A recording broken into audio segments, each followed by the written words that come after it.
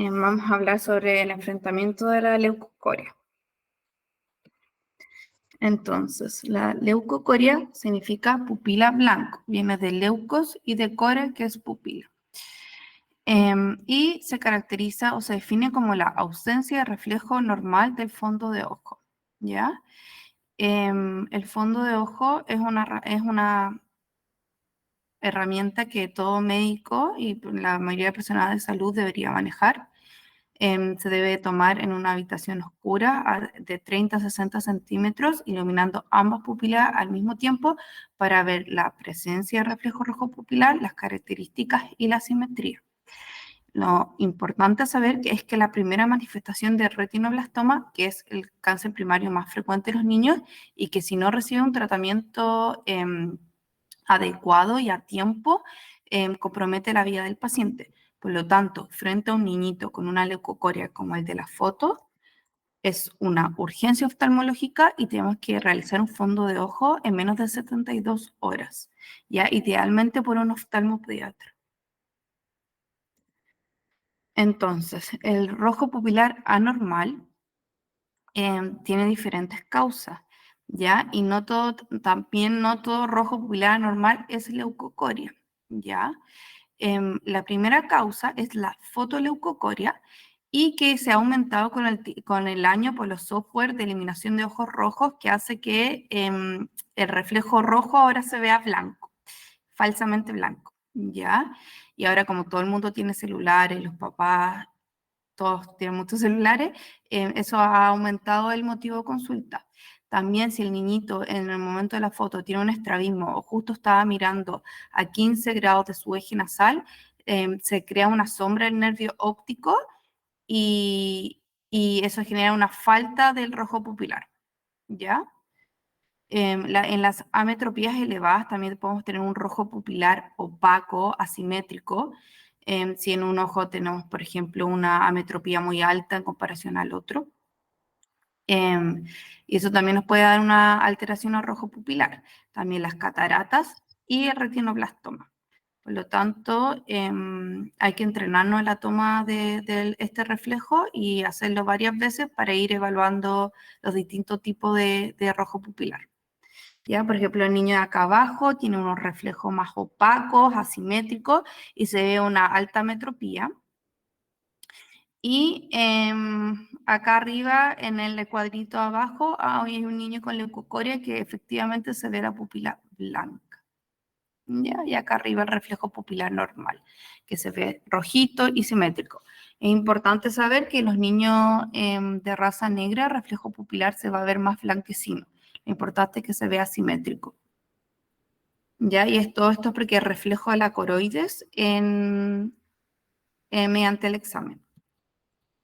Entonces, lo importante siempre es hacer el diagnóstico diferencial. Entonces vamos a hacer un diagnóstico diferencial, vamos a tener dos situaciones. Un niño con un rojo pupilar anormal, que debemos ir a descartar la fotoleucocoria, las ametropías elevadas, el estrabismo, las cataratas.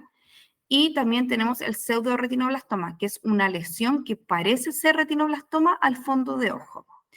¿Ya? Entonces vamos a tener una leucocoria más una lesión similar al fondo de ojo o una opacidad de medio que no nos permite evaluar bien qué hay atrás o qué lesión es.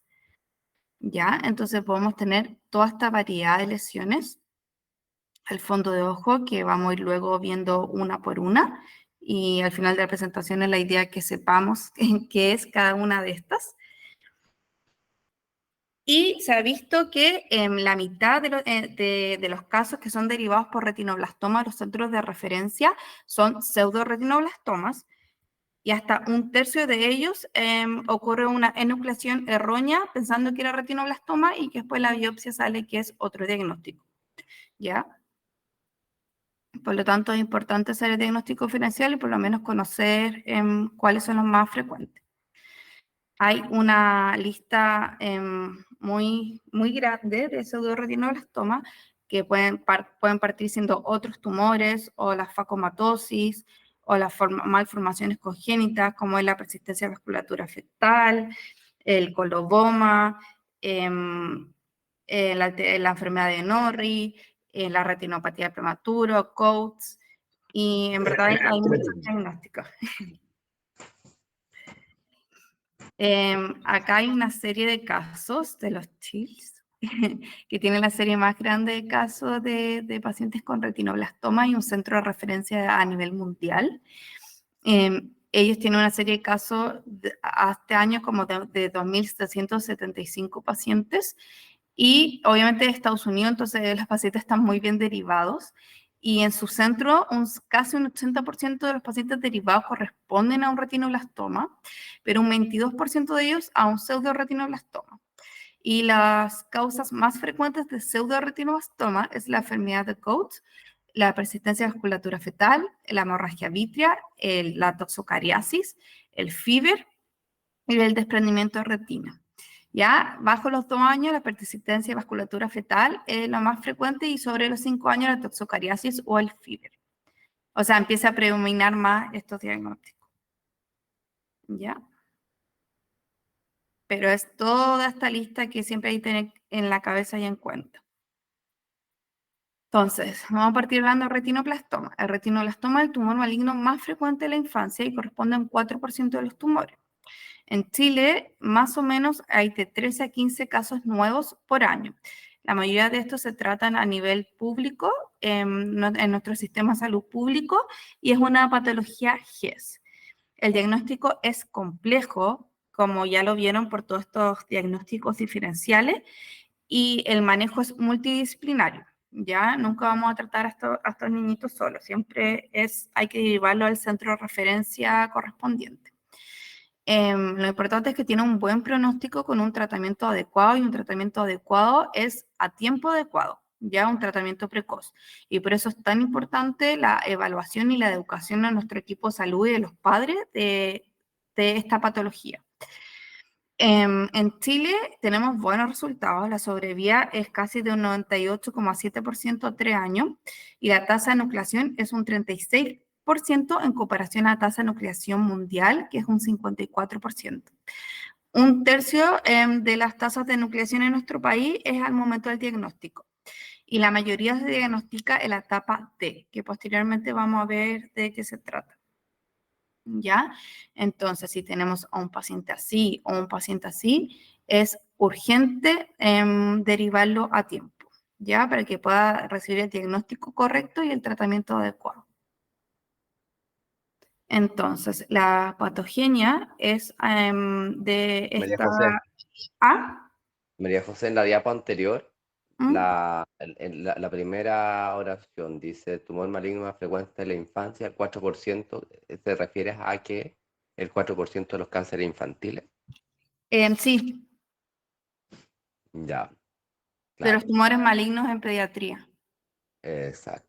Pero en sí hay que entender de que finalmente es un tumor de bien poca frecuencia. Sí, sí, muy poco frecuente, pero como tumor primario es el más frecuente Del en ojo, del claro, ojo, del ojo. tumor sólido del ojo, claro.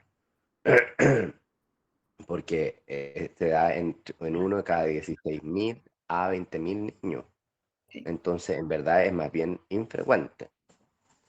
sí, Hay que quedarse con ese concepto de que es más bien infrecuente y que uno lo busca por todas las implicancias que tú explicaste después, pero que en verdad la regla es no encontrarlo. sí. Sigue nomás. Ya.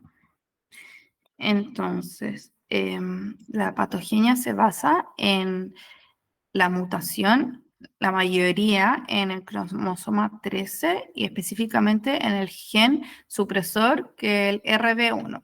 ¿Ya?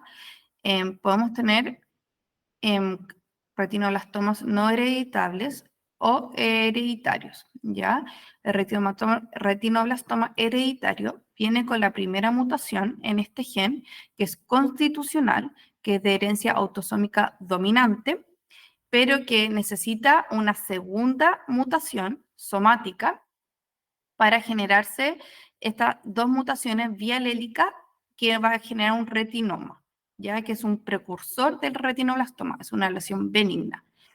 Pero no basta solamente estas dos mutaciones vía alélicas, sino que se tienen que generar mayores eventos, mayor cantidad de mutaciones y alteraciones para generar el retinoblastoma, para generar la mutación bialélica del gen, ¿ya?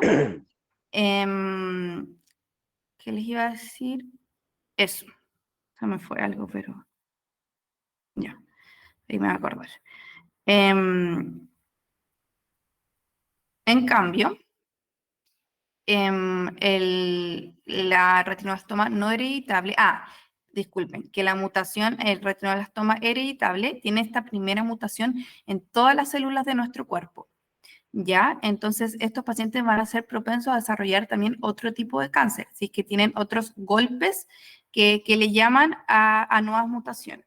Entonces, la segunda mutación ocurre a nivel de la célula somática y a nivel específico de la retina, cuando se ocurre el retinoma.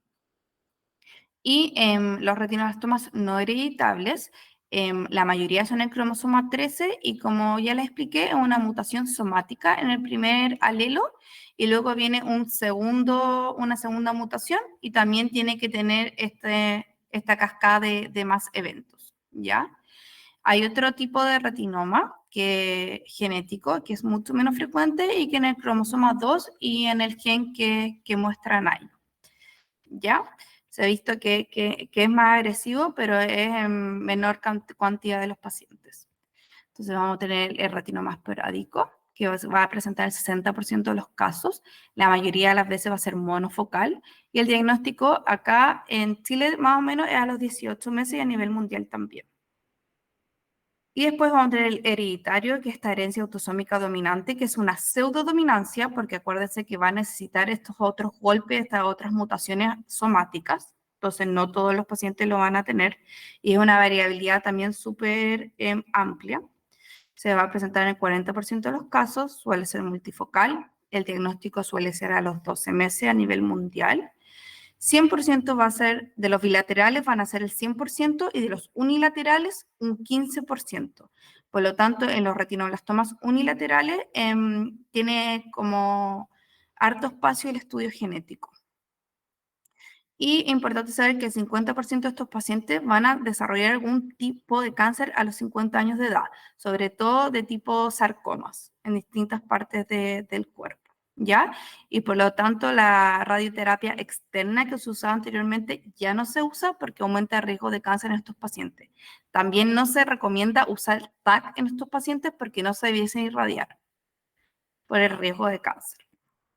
Entonces, la clínica, el motivo de consulta principal, esto una serie de casos en nuestro país, es la leucocoria y que se condice con la literatura internacional. La otra presentación, la segunda frecuencia del estrabismo, luego la leucocoria más estrabismo y también se puede presentar con tosis, con disminución de visión, con ojos rojos, con exoftalmo o un hallazgo al TAC, que solamente fue en uno de los pacientes.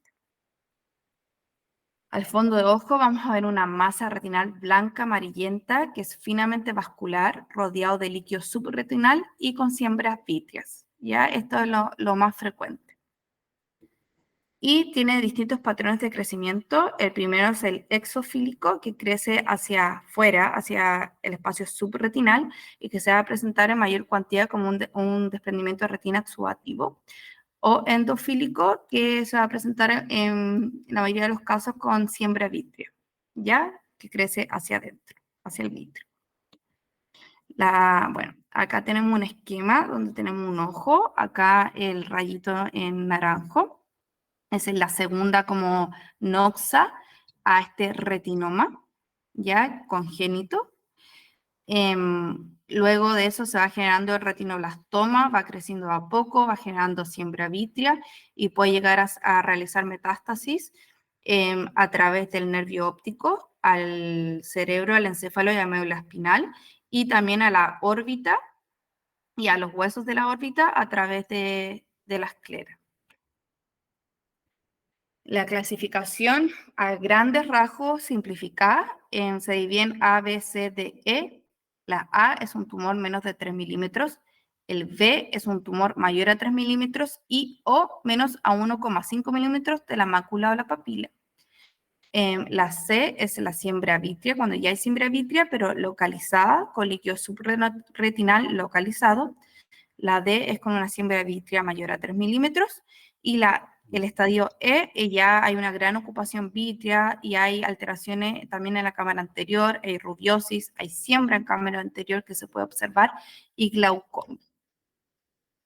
¿Ya? Entonces, dependiendo del diferente estadio de la enfermedad, vamos a tener que plantearnos distintos diagnósticos diferenciales. Entonces, el diagnóstico no es histopatológico, porque la histopatología, o sea, el diagnóstico definitivo sí, pero no se hace de regla en todos los pacientes, porque eso conlleva la enucleación en estos pacientes. Entonces, como herramienta diagnóstica vamos a tener nuestro examen clínico, el fondo de ojo, la ecografía B, que es fundamental, ve las calcificaciones, que son como el sello diagnóstico, por decirlo así, del retinoblastoma, la resonancia nuclear magnética de órbita y de encéfalo, sobre todo para evaluar dos cosas. Uno es el compromiso de esclera de órbita para tipificar al paciente y también para ver la presencia de un tumor piñal, porque en los casos familiares podemos tener un tumor trilaminar, que es el retinoblastoma bilateral, más un tumor en la glándula piñal. Y el estudio genético, como ya dije, tiene harto espacio en los casos unilaterales, para ver si esto es familiar, ¿ya? Entonces acá tenemos una lesión blanquecina, vascularizada, que tiene dos focos de la lesión. Cabe destacar que la clasificación se hace obviamente con la lesión más avanzada, con las características de la lesión más avanzada. Acá tenemos la ecografía, que vemos una masa tumoral llena de calcificaciones, con una hiperreflectividad alta en las espigas de la ECOA. Y acá tenemos una resonancia nuclear magnética, que es ISO o hiperintenso en T1 e hipointenso en T2. Y acá tenemos el tumor pineal. Entonces, el tratamiento, la primera prioridad siempre va a ser la vía al paciente, luego salvar el globo ocular y luego la visión. A grandes rasgos, el estadio A, que es muy poco frecuente que diagnostiquemos a estos pacientes en estos estadios, la mayoría de las veces es por un screening, porque, por ejemplo, el hermano tiene un retinoblastoma, entonces tenemos que ir a examinar a toda la familia. Y ahí el tratamiento va a ser focal con láser, crío, entre otros.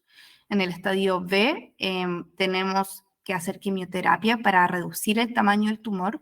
Esta quimio puede ser sistémica o intraarterial, que es como lo más nuevo que se está usando, y luego aplicar esta terapia focal. En el estadio C es lo mismo, y en el estadio D, cuando son casos unilaterales, la mayoría de las veces se opta por la enucleación por el riesgo de metástasis, pero cuando son casos bilaterales se intenta salvar más el ojo y uno parte primero con la quimioterapia más la terapia focal.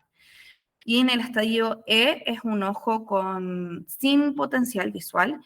En nuestro país todavía sigue siendo la enucleación la primera indicación para el tratamiento y más o menos la quimioterapia profiláctica, que ya vamos a ver las indicaciones. La terapia focal se puede hacer con láser, con crío, con termoterapia o con braquiterapia local, ¿ya? La braquiterapia local solamente sirve para los tumores periféricos, ¿ya? Pero tiene muy buen alcance a nivel vítreo para las siembras vítreas, ¿ya? Acá tenemos dos pacientes que tenían un tumor y ya en estadio B y en estadio C y en estadio D, que se aplicó quimioterapia local, que el tamaño del tumor se redujo y luego se hizo terapia focal y quedan estas cicatrices. Es importante saber que muchas veces cuando tenemos estas lesiones grandes, con siembra vítrea y uno les da quimioterapia a estos pacientes, el tumor se achica, pero las siembras vítreas como que se sueltan del tumor y se esparcen por todo el vítreo. Y ahí es complejo porque dificulta mucho la llegada del medicamento de la quimioterapia para poder tratar estas siembras vítreas, ¿ya? Y ahí una opción súper buena es lo que vamos a ver ahora. Entonces, Tenemos la quimiorreducción sistémica, que es lo que permitió disminuir la tasa de nucleación a nivel mundial, que es esta quimio que les digo que achica el tumor. Después tenemos la quimioprofiláctica, que es una quimio que está indicada para las posibles micrometástasis que genera el retinoblastoma. Las indicaciones son post-biopsia, o sea, en pacientes enucleados. Y en Chile, las dos indicaciones principales es invasión a la esclera e invasión al nervio óptico post-laminar. Después tenemos la quimio intraarterial, que es esta quimioterapia que está como más en boga, que les digo, y que es una quimioterapia que se hace a través del ostium de la arteria oftálmica. Es un procedimiento neuroradiológico y lo que nos permite es entregar elevadas dosis de drogas muy tóxicas que a nivel sistémico esa cantidad de dosis es mal tolerada y tiene distintos efectos adversos. Y también es un tratamiento sumamente localizado, ¿ya?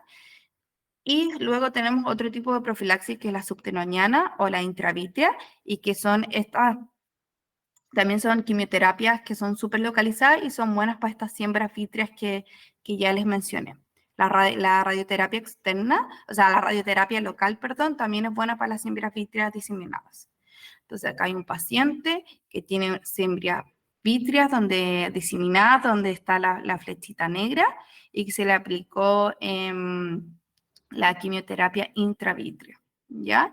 Es importante saber que es sumamente tóxica, entonces la verdad se da o se indica en pacientes con ya daño macular con muy poco potencial visual, pero que hay que salvar, obviamente la idea es salvar el globo ocular, por ejemplo en casos bilaterales.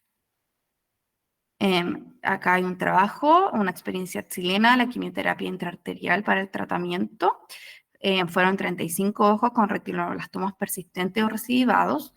Se ocupó el melfalán y el topotecan, que son como los agentes típicos, y tuvo una tasa de éxito de un 84% cuando fue aplicado de forma primaria, como primera línea, y de un 66% cuando fue aplicado de rescate. ¿Ya? Entonces se realiza mediante un catéter y se entrega esta quimioterapia de manera local, con buenos resultados. Acá hay otras fotos de lo mismo, de pacientes que recibieron quimioterapia intraarterial y que se puede ver que en todos ellos luego hay una cicatriz calcificada que nos habla ya de una curación, por decirlo así, o una recidiva al fondo de ojo de estos pacientes. En el futuro, lo que se espera es que a través de todas estas cascadas de señalización y de factores de crecimiento y toda esta disregularización, en verdad, en la mitosis de esta célula, se generen terapias genéticas que puedan intervenir como específicamente en cada uno de estos factores de señalización. Ya, sobre todo en pacientes con antecedentes, por ejemplo, los hermanos o antecedentes familiares de retinoblastoma. Algo que no mencioné, que se ha visto que la célula precursora sería un cono, una precursor de cono en verde y rojo. Entonces, ahora vamos a pasar a los diagnósticos diferenciales. Tenemos la enfermedad de Coates, que es una retinopatía exudativa idiopática unilateral en el 90% de los casos, pero igual existen casos bilaterales y más frecuente en hombres que sean el 80% de los casos. Se suele diagnosticar a los 5 o 10 años de edad, y mientras antes es el diagnóstico, peor es el pronóstico. También se suele diagnosticar en espectros de esta enfermedad más leves, más grandes, en la adolescencia o en adultos jóvenes. Es una condición congénita no hereditaria y sin asociaciones sistémicas. Y se caracteriza por la triada de telangiectasias periféricas fusiformes, como irregulares, exudados sub- o intrarretinianos amarillentos y con un desprendimiento de retina exudativo. Entonces acá tenemos una foto de estas telangiectasias periféricas, fusiformes, como en bombilla, algunos lo describen, con exudado retiniano, con desprendimiento de retina exudativo. ¿Ya? Y también en algunos casos está asociado también a hemorragias donde están estas telangiectasias. Acá hay una angiografía que nos muestra filtración de estos vasos. Así no es difícil hacer diagnóstico y el diagnóstico diferencial con retinoblastoma es mucho más fácil, pero muchas veces nos enfrentamos a pacientes así, con desprendimientos de retina crónico, en que se generan macroquistes, tumores vasoproliferativos, hemorragia vítrea, glaucomas neovasculares, y ahí el diagnóstico con el retinoblastoma sí es más difícil y más complejo. El diagnóstico diferencial, entonces, nos vamos a basar en una historia familiar negativa, en la xantocoria, que es el rojo pupilar anormal, o la leucocoria, pero amarillenta, a diferencia del retinoblastoma, que es más blanquecino. Ya vamos a tener, cuando llegamos a una etapa un poco precoz o no tan tardía, un vítreo claro, y la ecografía es súper importante, no vamos a tener una masa sólida, en una sombra orbitaria, no vamos a tener calcificaciones y vamos a tener un líquido suprarretiniano que es acústicamente claro, más ecos de reflexión media. Estos ecos de reflexión media se deben al colesterol por la exudación de estos vasos y no a calcificaciones. No confundir, las calcificaciones tienen reflexiones altas. Ya estas son reflexiones medias. Entonces acá tenemos una xantocoria en un paciente con, acá, en un paciente con enfermedad de Coates, y al lado tenemos un paciente con una leucocoria blanquecina por un retinoblastoma. Y acá tenemos estos vasos como fusiformes, irregulares, en bombillas que se describen, ya asociado a exudación y un desprendimiento de retina exudativo. Entonces la ecografía, siempre la herramienta súper importante. Acá se ve, compara uno con el otro, estas calcificaciones, este tumor de retinoblastoma. Y en la imagen B tenemos un desprendimiento de retina, una enfermedad de Coates, en que no se ven calcificaciones ni una masa tumoral. Luego tenemos la persistencia de vasculatura fetal, que también es un diagnóstico diferencial de pseudoretinoblastoma importante, frecuente. O sea, dentro, todo esto es infrecuente, pero dentro de infrecuente se ha visto con más frecuencia. Esto tiene un base de la patología, que la vasculatura comienza más o menos a la tercera semana de gestación, con la formación de la arteria hialoidea, que se prolonga desde el nervio óptico hasta lo que va a ser el cristalino. En el polo anterior genera la tuna vascular del lente. Y esto debería comenzar a regresar a los 8 meses de edad y la túnica vascular del lente a los 9 meses más o menos. Cuando hay una regresión incompleta, se genera la persistencia de vasculatura fetal y que podemos tener en distinta cuantía y distintas presentaciones clínicas, dependiendo si es posterior, anterior o mixta. ¿Ya? Entonces acá, por ejemplo, tenemos fotos de alteraciones como que son las típicas descritas, que es el punto de Mittendorf, que es la presencia de acá, este puntito verde, del tallo hialoideo a nivel de la cápsula posterior. Tenemos esta papila, que es la persistencia de la túnica fibrosa vascular de esta arteria, que lo podemos ver acá en celeste. Tenemos a nivel anterior estas alteraciones como en estrella, que les llaman, y también podemos tener membranas pupilares persistentes. Entonces, vamos a tener presentaciones anteriores, que vamos a tener una cámara estrecha, una vasculatura iridiana congestionada, membranas retrolentales, cataratas, alargamiento de los procesos ciliares, y cuando hay tracción de los procesos ciliares, podemos tener también hipotonía. A nivel posterior, podemos tener un tallo hialoidal, que es la manifestación más frecuente cuando se manifiesta a nivel posterior. Podemos tener tracción vítrea, podemos tener membranas epirretinales, hipoplasia nervio óptico y desprendimientos de retina. La microcornia, microftalmia se manifiesta en cualquiera de estas dos presentaciones, tanto anterior y posterior, y también podemos tener manifestaciones mixtas. Ya acá las membranas retrolentares, las cataratas, el desprendimiento de retina son lo que más frecuente nos va a dar una leucocoria.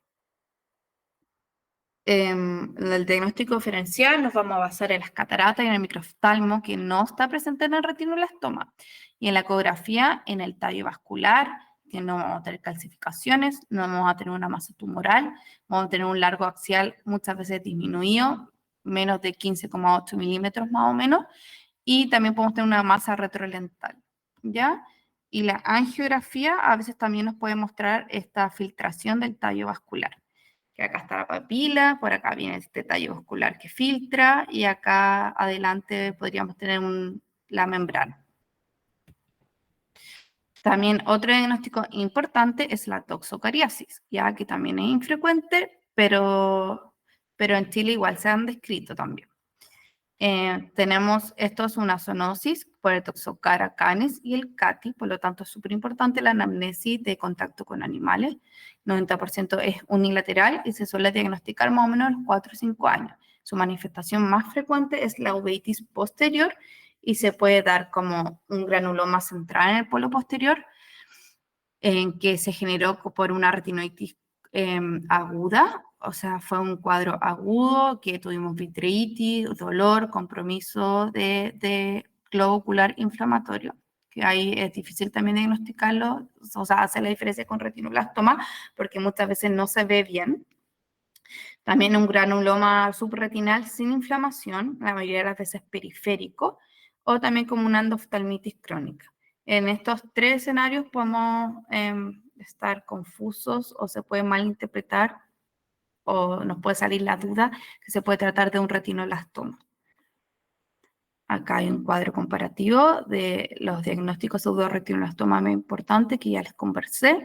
Entonces, la persistencia de la vasculatura fetal, vamos a tener microcórnea y cataratas. Con eso hay que quedarse. En el COATS vamos a tener un vítreo claro, no vamos a tener una masa intraocular y vamos a tener una exudación retiniana.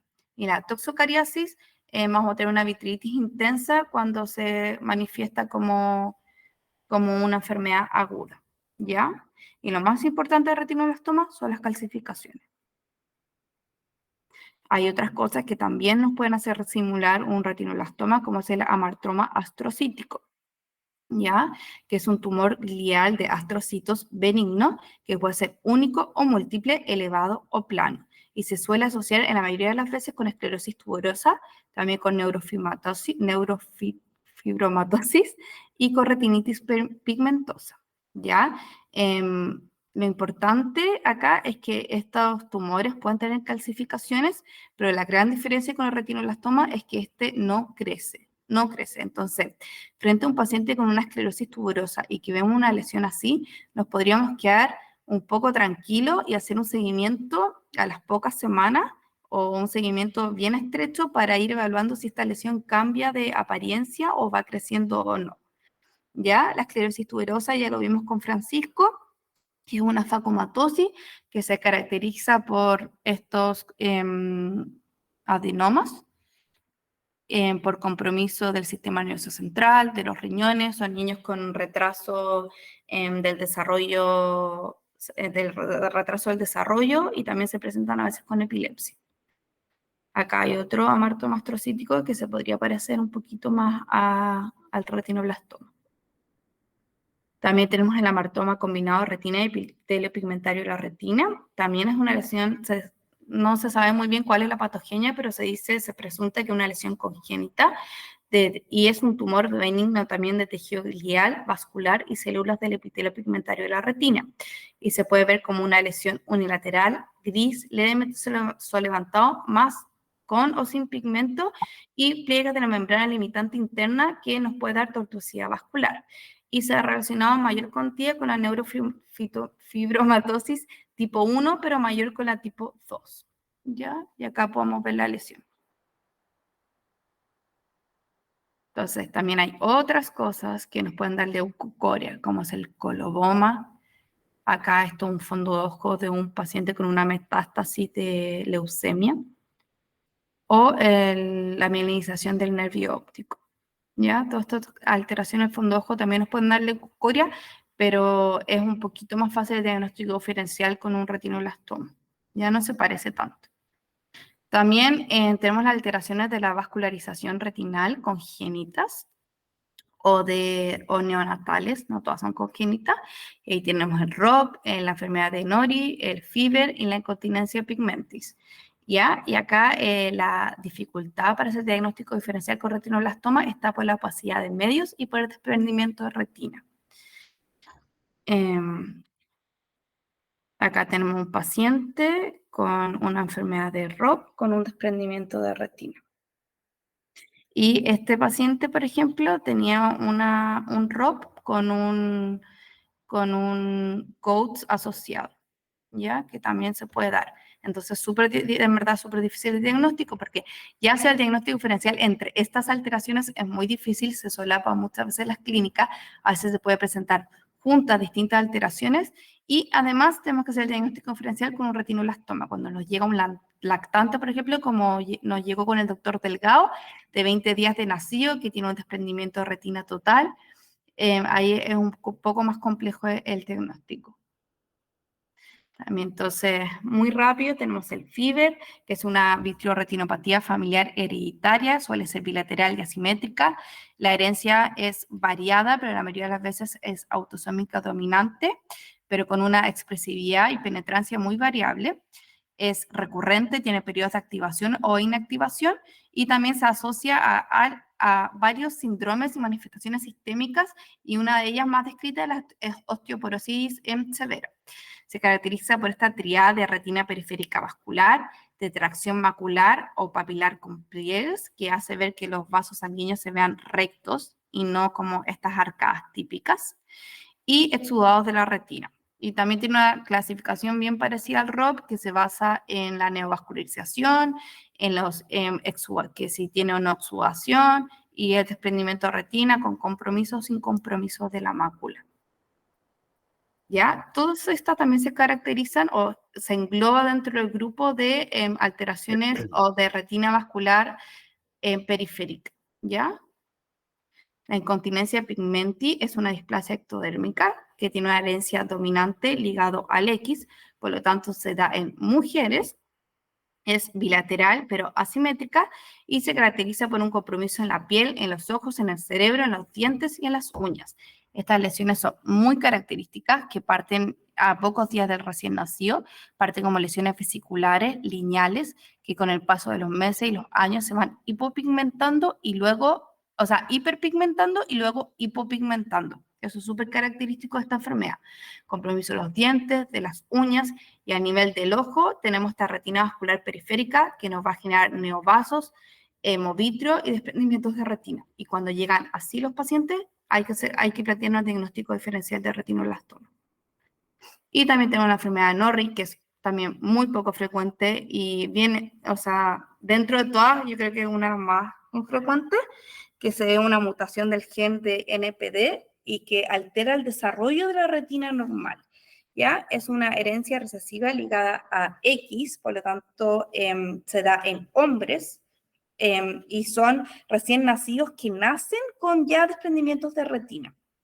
Ya también tiene alteraciones del oído interno y 50% se va a presentar con retraso al desarrollo y la gran cuantía una pérdida auditiva progresiva. A nivel ocular, además, podemos tener microftalmo, atrofia lidis, sinequias y cámara anterior estrecha.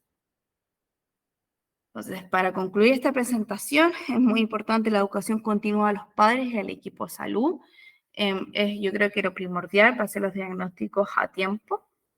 El manejo siempre es interdisciplinario, nunca como oftalmólogos generales debemos manejar o retrasar la derivación a estos pacientes. Y la clínica es fundamental para el diagnóstico, sobre todo la ecografía. Acá hay una niña que tenía un retinoblastoma, la denuclearon y luego le pusieron una prótesis ocular. Es preferible siempre quedar así, con una prótesis ocular y haber tenido un diagnóstico erróneo, que obviamente no es lo ideal, pero si hay que hacerlo por la sospecha de retinoblastoma, hay que tomar la decisión y no poner en peligro la vida del paciente. Eso. ¿Están Muy ahí? bien.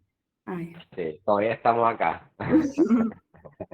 No, no como la vez pasada, ¿no? Sí, sí, muy bien, María José. En verdad es un tema, yo diría que este tema es más área que el del TORCH. Porque, claro, engloba hartas patologías que son como raras, que en verdad se ven poco, y entonces uno dice, ¿y cómo voy a aprender estos nombres raros de patologías tan infrecuentes? Pero como bien lo marcó ahí la José, el retinoblastoma, que si bien es súper infrecuente, es lo que tenemos que ir a buscar y lo que tenemos que saber diferenciar. Porque claro, en algunas oportunidades nos encontramos con desprendimientos de retina congénitos, con persistencia de la vasculatura fetal severas, ¿no es cierto?, que también producen un ojo súper deformado y con casi nulo pronóstico visual, pero que no pone en riesgo la vida del paciente. Y ahí tenemos que saber diferenciar claramente cuando es un retinoblastoma de alguna otra causa de desprendimiento de retina congénito.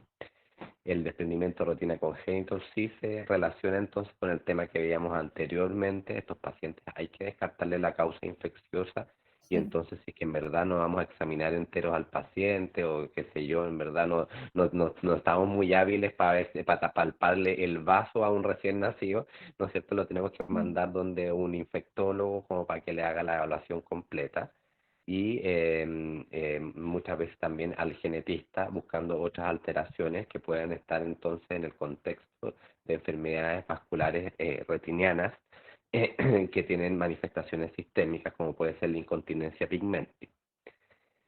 Entonces aquí el manejo es siempre multidisciplinario, orientado de alguna manera o iniciado por el oftalmólogo pediátrico, pero tiene que ser multidisciplinario y hay que apoyarse entonces habitualmente en infectólogos y genetistas. Evidentemente, cuando ya tenemos un paciente, ¿no es cierto?, con una alta sospecha de retinoblastoma, se activa lo que es el cáncer infantil, se ve en conjunto con los oncólogos y en general el manejo es súper rápido, ¿no es cierto?, para poder estudiarlo y hacerle el estudio de clasificación que en general es muy rápido y de esa forma iniciar el tratamiento que ahí tú bien mostraste de acuerdo a las diferentes etapas de severidad. Como yo les comentaba, el retinoblastoma es una enfermedad que en general es infrecuente y es por eso que, por ejemplo, los protocolos de quimioterapia para los diferentes casos, es verdad, de que es intraarterial, si es que es sistémica, si es que es la profiláctica, en general se hacen en base a estudios multicéntricos de múltiples países que juntan sus casuísticas para poder, ¿no es cierto?, desarrollar protocolos porque a muchas veces con la casuística de un puro país o de un puro centro no alcanzan como para poder hacer un protocolo. ¿Ya? Entonces son estudios que habitualmente son de varios países para poder lograrlo. Y se ha avanzado en verdad bastante con el retinoblastoma, hoy en día la sobrevida es altísima y la tasa de nucleación se ha disminuido bastante con el uso de la quimioterapia intraarterial, que ahora está disponible, bueno, en Chile se hace, no es verdad, se hace habitualmente en la clínica alemana y entonces la red pública deriva para allá para hacerla. Eh, Anteriormente teníamos el Hospital San Juan de Dios, que estaba el Diego Sandón, eh, y el Calvo Maquena, ahora está funcionando solamente el Calvo Maquena con sus pabellones incendiados Mm. y en conjunto con la clínica alemana donde están los mismos especialistas que hacen que hacen el tratamiento, ¿no es verdad?, en los hospitales públicos. Eso es desde el punto de vista de la red pública, evidentemente redes privadas hay más. Mm. Sí.